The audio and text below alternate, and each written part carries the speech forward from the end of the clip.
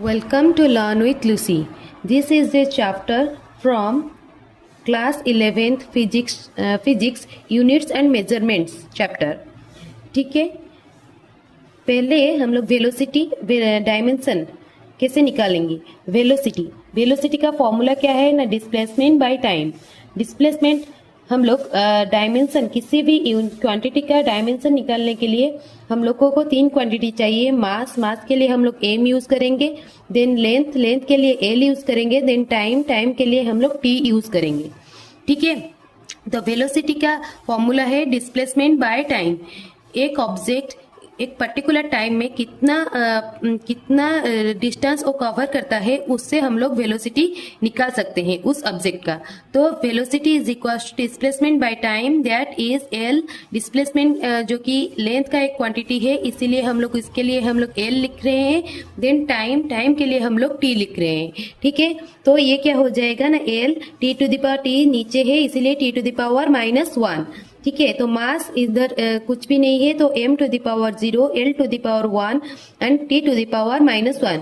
तो dimension of velocity कितना हो गया ना, 0. मास के लिए 0, लेंथ के लिए 1 एंड टाइम के लिए -t. ठीक है, देन आ गया मोमेंटम क्या है ना, the quantity of motion of a moving body.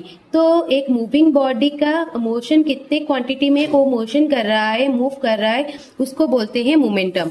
तो मोमेंटम कितना होता है ना, कोई भी एक ऑब्जेक्ट उसका क्या होता है ना, मास होता है, और वो कितने क्वांटिटी में मूव कर रहा है, मतलब उसका वेलोसिटी.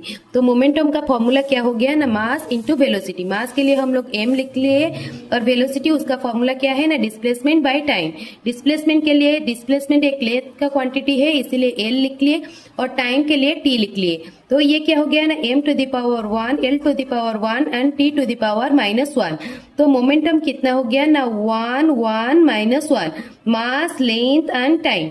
ठीक है, एक्सेलरेशन क्या है ना, acceleration change in velocity divided by change in time. Particular time period में एक ऑब्जेक्ट उसका कितना वेलोसिटी में कितना चेंजेस हो रहा है, उसको बोलते हैं एक्सेलरेशन. और वेलोसिटी उसका फॉर्मूला है क्या है ना, डिस्प्लेसमेंट बाय टाइम. तो कितना डिस्प्लेसमेंट के लिए हम लोग एल लिख लिए, टाइम इधर नीचे में आ जाएगा, टाइम इंटू टाइम, तो टी इंटू टी. तो क्या हो गया ना, एक्सेलरेशन का L to the power 1, T to the power -2. तो इधर मास कितना आ गया ना, 0 आ गया, लेंथ आ गया 1 और t टू द पावर -2. तो डायमेंशन ऑफ एक्सेलरेशन कितना हो गया ना, 0, 1, -2. ठीक है, देन आता है फोर्स. फोर्स क्या होता है ना, mass into acceleration. A force can